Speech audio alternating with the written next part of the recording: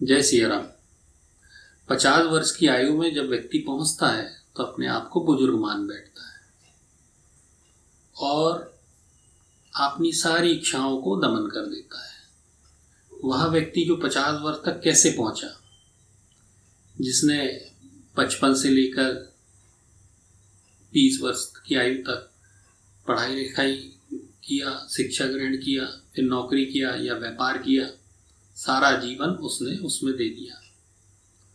कुछ माताएं बहनें जिन्होंने परिवार की जवाबदारी को देखते हुए कभी बच्चे हो गए तो उनको देखते हुए अपने खुशियों का दमन किया। कुछ कर सकते थे पर नहीं किया।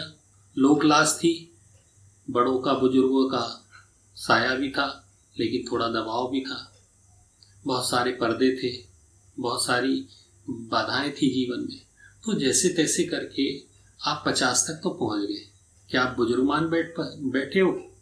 अरे अब तो आपका जन्म हुआ है, आज आपके पास अनुभव है, आज आपके पास कुछ पैसा भी होगा, तो आप जीवन कब जिएंगे? 50 वर्ष के हो गए हो तो ये तो आपका 50 वर्ष मतलब आप अब आ जाके आप 1 वर्ष के हो गए हो।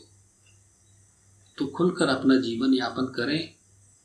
यदि कुछ प्रोजेक्ट आपके दिमाग में रहे हो, कुछ सपने रहे हो तो उनको पूरा करें।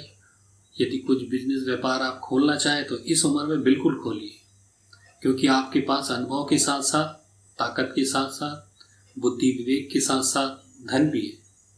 तो बिल्कुल करें, अपने आप को हतोत्साही ना करें। आपके अंदर ईश्वर ने पूर्ण ऊर्जा दी है और आप अपने जीवन को 50 वर्ष क्यों मान बैठे? आपका जीवन 100 वर्ष का है।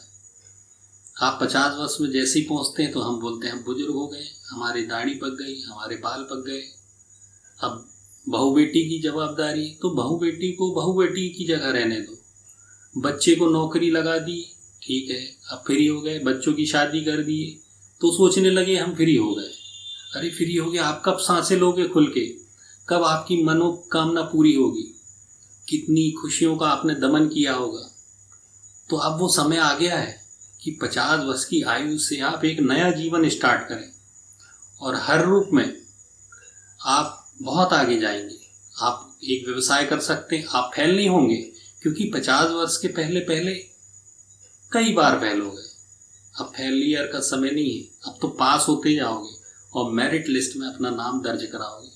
तो आप कोई भी काम इस उम्र के बाद अनुभव के साथ करेंगे और अनुभव तो है ही, बिल्कुल सफल होंगे।